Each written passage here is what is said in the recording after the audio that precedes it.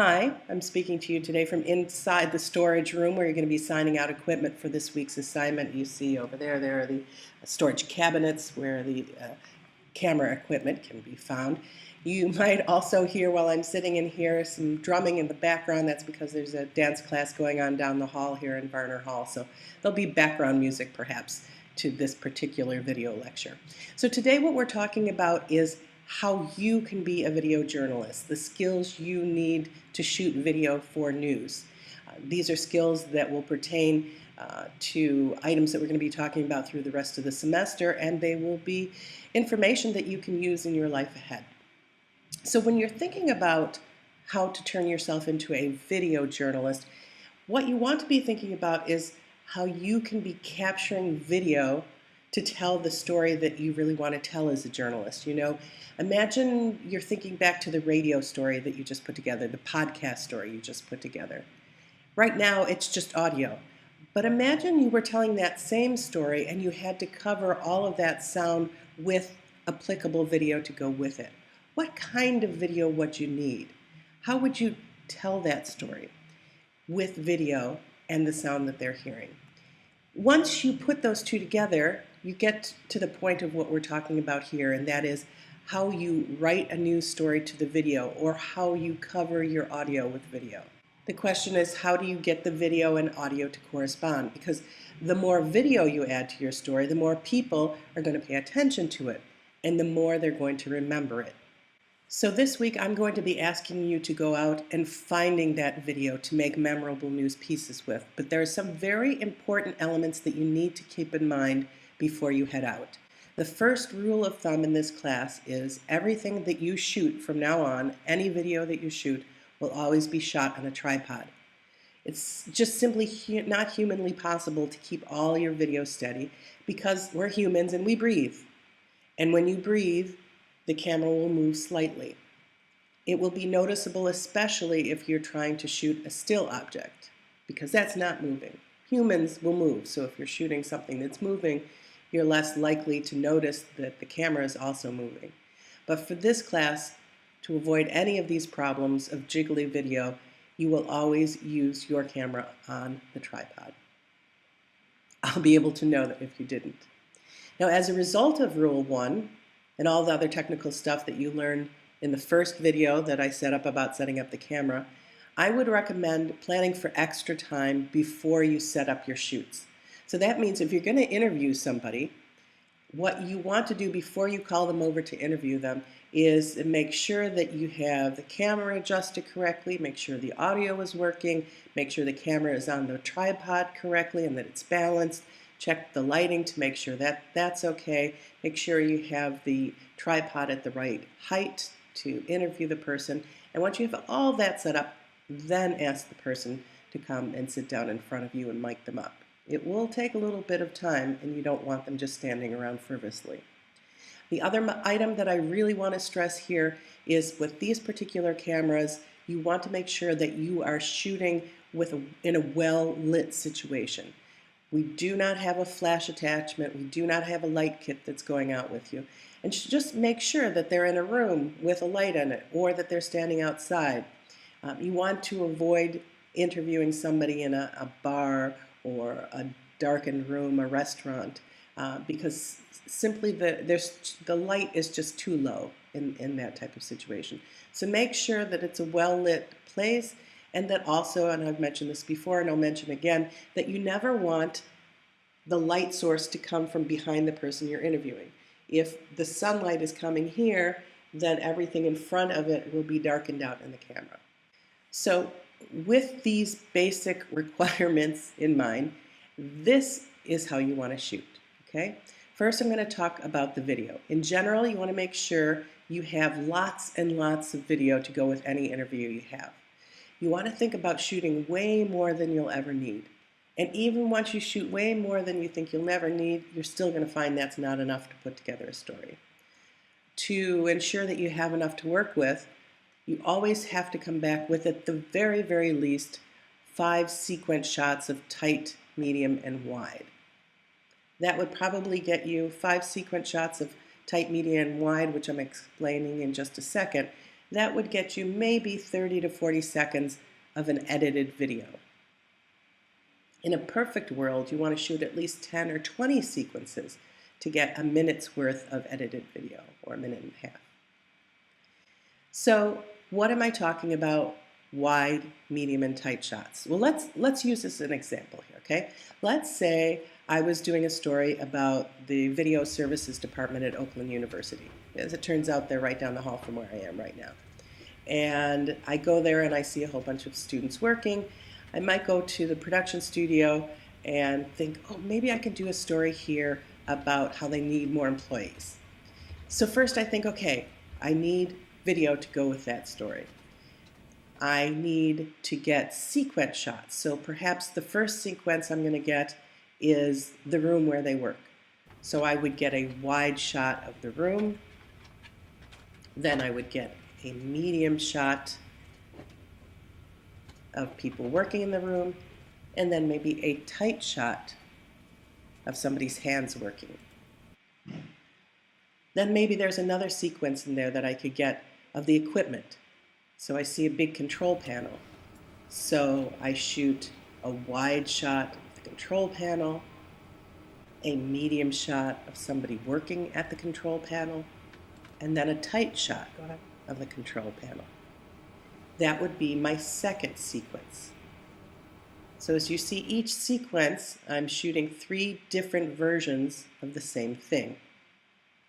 And you are going to do this multiple times. We're going to talk more in depth when we talk about editing about why it's important to have these different proportions of shots. But basically it does come into play in the editing process. You want to mix up these shots because you don't want to have a medium and medium shot right next to each other. This simply looks awkward to the eye. Also, when you're framing your tight shots, I want you to keep in mind that these are shots that are typically going to give the most emotion to the story. They're going to make the biggest impact in your video story. So these are the shots where the video journalist is telling the audience what is really happening in the story and what they're really focusing on. Now, when you're shooting these kind of shots, I want to make sure that there's a clear enough difference between the 3, so I don't have to ask which was that, which one is your tight, which is your medium, which is your wide. You want to make sure that there's a clear difference between the 2. Also, when you're shooting, and this is very important, a crucial moment, so I'm going to put my face on camera while I'm explaining this to you. I want you to remember that every time that you take a shot, you have to set it up first before you click the record button. What do I mean? What I mean is that you don't want to turn on the camera and then say, okay, zoom in, now I want to type zoom out, no, maybe I'll make it a medium shot. Because when you do that, when you get back to the editing room, don't really know what you were working with there. You want a good, clean shot. So every shot you take, you will do the following. You will find the shot you want, set it up, make sure it's good. When it's good, then you hit the record button and you count in your head to 6 or 7 seconds. When you finish that 6 or 7 seconds in your head, you hit the record button and stop recording. The reason that we're doing the 6 to 7 seconds, especially on still photos that you're taking, if you're taking a shot of something that is not moving, you want at least 3 to 4 seconds of good video from that.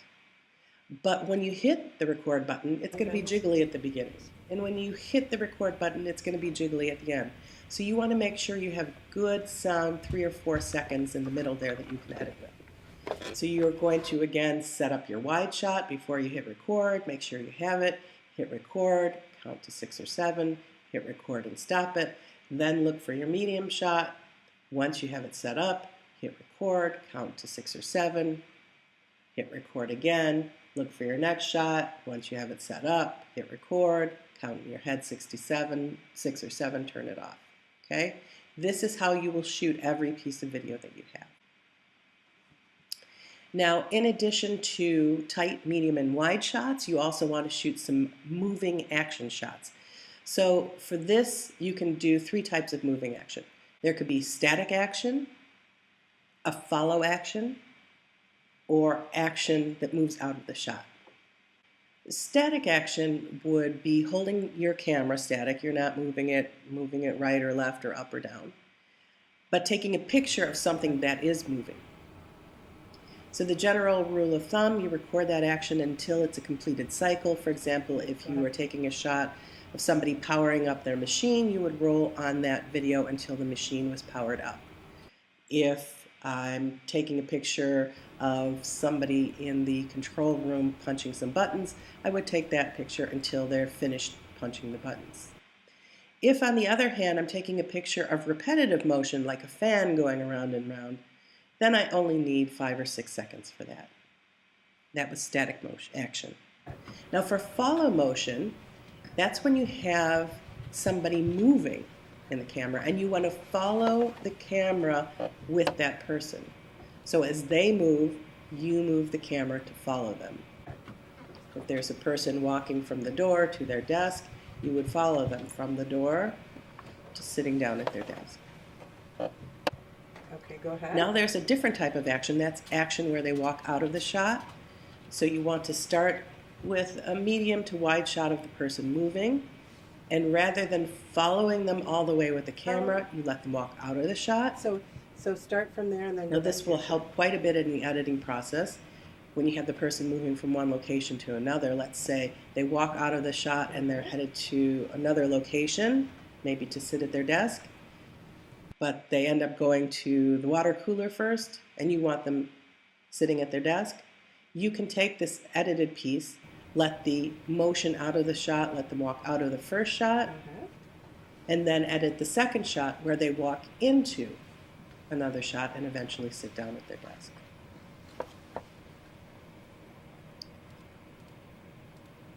Now, there are 2 other shots that I'd like to try, but they are very difficult to accomplish for the first-time videographers, and they're called pans and zooms. Most probably you've seen them before, but you've seen them on an amateur video, and what you see oftentimes is people really not in a controlled environment, and they just pan right and left and zoom in and out, and this is definitely what you do not want to do. You don't want to do it because, first of all, it makes you nauseous or seasick, and secondly, it's really not pleasurable to watch. And it also doesn't tell you what you're supposed to be looking at. Another important reason that we need more professional pans and zooms is for editing purposes, because you can't take an edit while the motion is in the middle of the pan or the zoom. You need that pan or zoom to actually stop at some point before you take your edit. So for the purposes of this class and learning professional videography, we want to understand that pans and zooms can't be done willy-nilly. They can't just be wallpaper to fill the time going back and forth.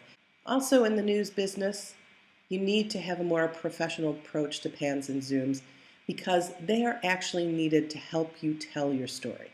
What do I mean by that? So let's take this video services example that we've been working on. Let's say the story that we're telling is that they're understaffed, okay? I could show that visually by panning from a student worker in a seat into an empty seat.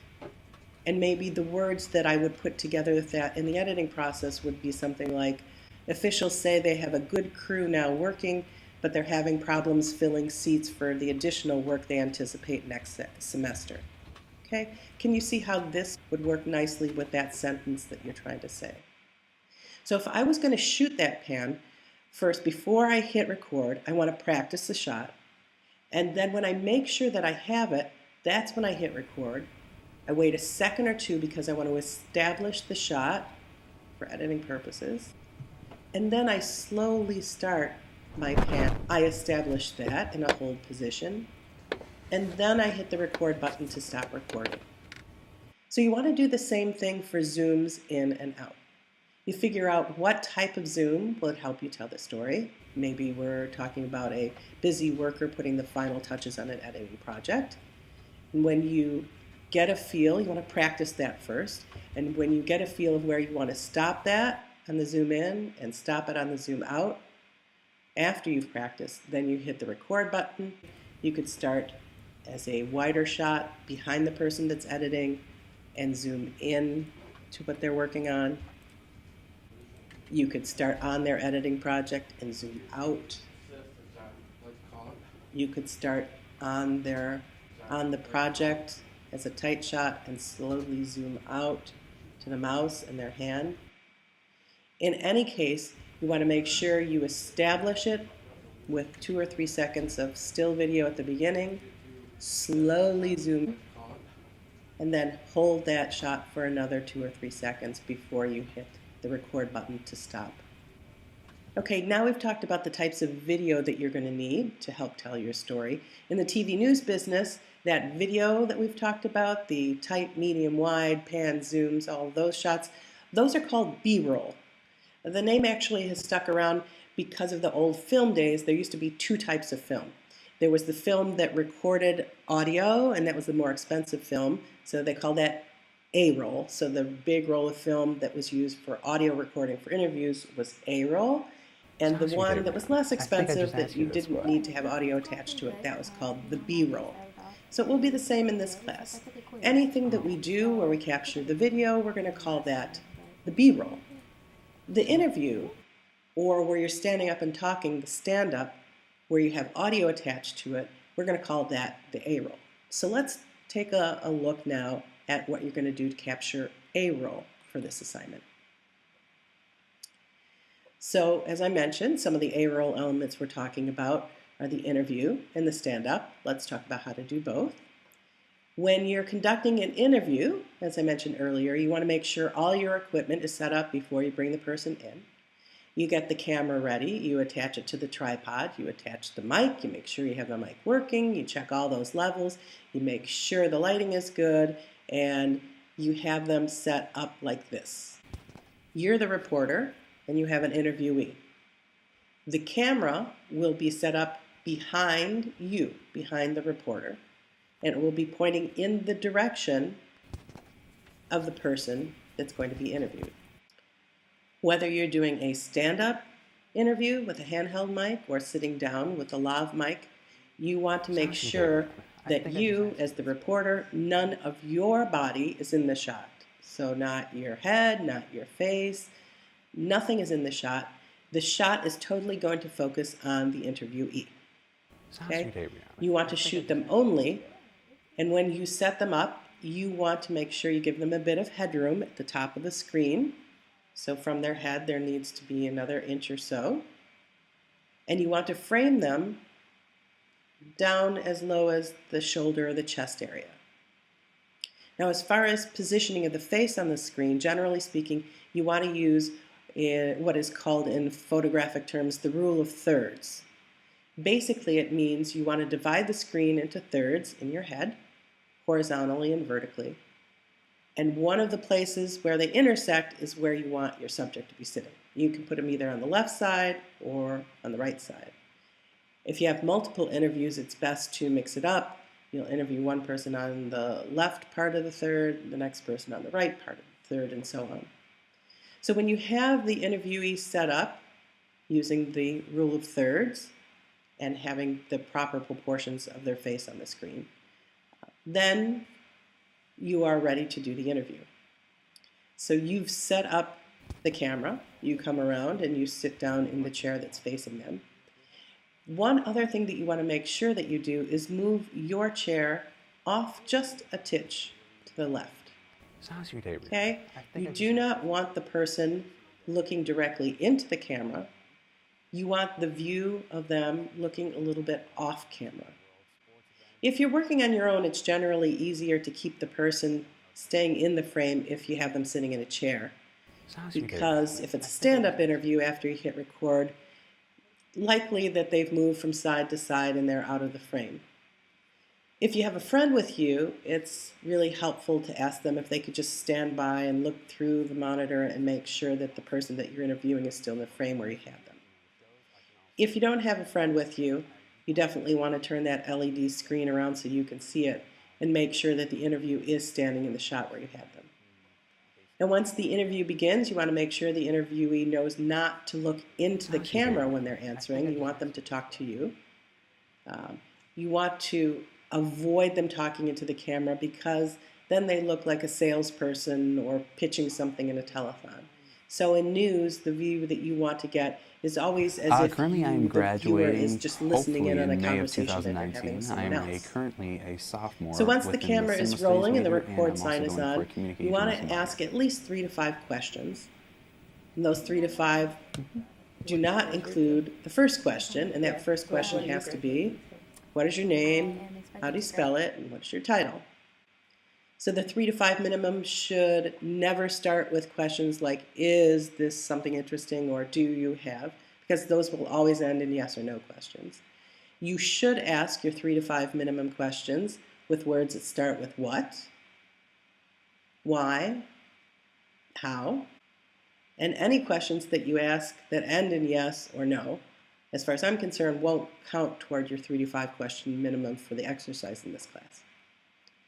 Okay, so once the interview is over, you click the record button and you stop recording. And then you set up for something in the TV business that's called the reversal and the two-shot. Okay, and what are we talking about?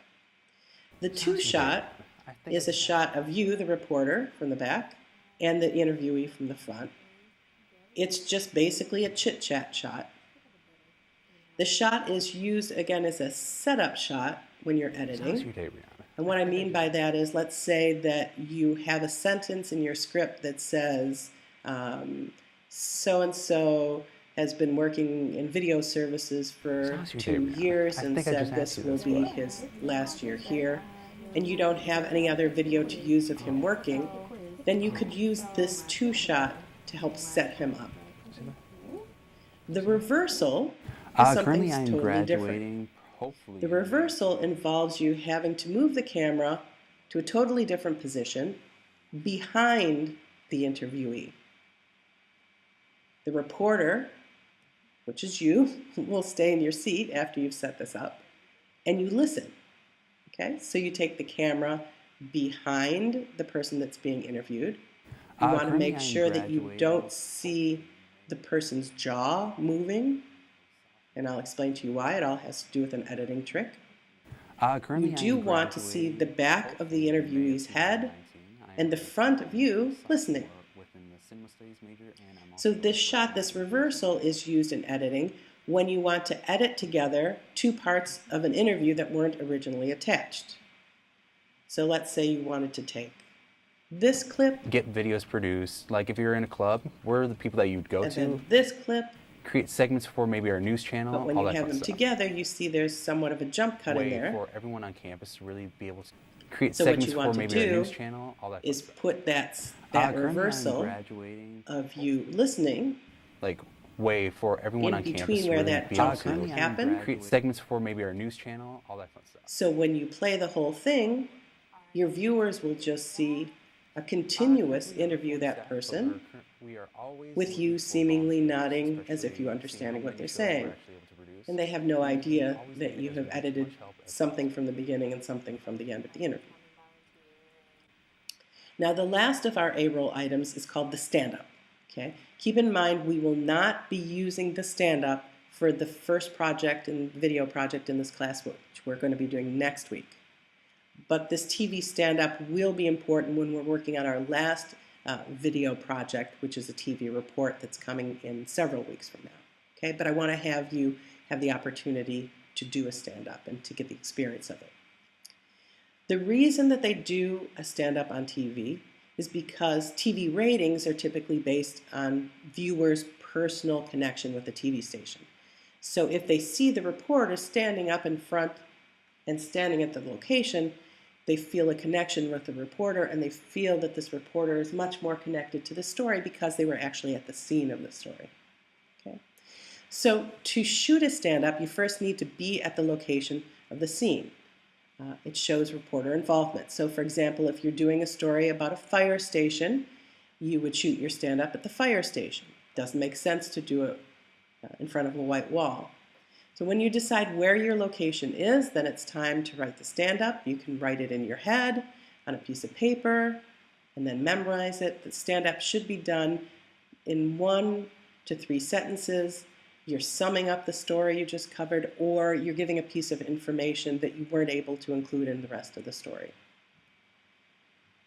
Feel free to use behind you anything as a prop that you're mentioning if you want to point behind you. Let's say that I was doing a stand-up right now and my stand-up was about storage units and where video equipment is held on the campus. Then I would stand in front of the camera and I would say, in Varner Hall, storage equipment like this is being held for now in 111C Varner. It is hoped that in the future there will be more space to put it. Okay? And then you pause at the end. What I'd like you to say at the end of your stand-ups for purposes of this class is a standard out cue, and the standard out cue that we're going to use in this class is where you're reporting from and your name. So in this case, if I was again doing the stand-up about storage cabinets, it would go something like this. For now, video equipment at OU is being stored in storage equipments like these in Varner Hall. It is hoped that there will be extra space for them in the future. Reporting from the campus of Oakland University, I'm Kathy Shaffron. Okay? So that gives you an idea of what the stand-up should sound like, how you can stand up and look at the camera, and also reference back to something behind you. When you're setting up your stand-up, if you are alone, you want to get the tripod to your height, you want to put on the camera, choose the microphone, stand in front of the camera. You're going to turn that little LCD monitor around so you can see where you show up in front of the camera. And again, you want to place yourself on the screen using that rule of thirds that we talked about for the interview. You want to make sure the rest of the screen has something to do with what the story was about, like the cabinets that I just showed you. There is no rule about how wide the shot should be and how much of your body should be in that shot, but let's say you don't want it so far back the camera that you hardly see yourself in the picture. You want to definitely see from the top of your head to somewhere in your midsection. If at all possible, that allows for the viewers to see you and also see something that's behind you. Now, if you're going out alone on this and you're working on your stand-up on your own, you need to do some setup before you do the stand-up. So that means you're going to set up your tripod, get the audio all set up, turn the LED monitor towards you, make sure you have yourself framed using the rule of thirds on one or the other sides of the screen, making sure you have something behind you that's filling the screen that has something to do with the topic of the story. Then you go back, you hit the record button, again make sure you have yourself in the right place, you do your stand-up, you pause once you get to your name at the end, I'm Kathy Shaffron,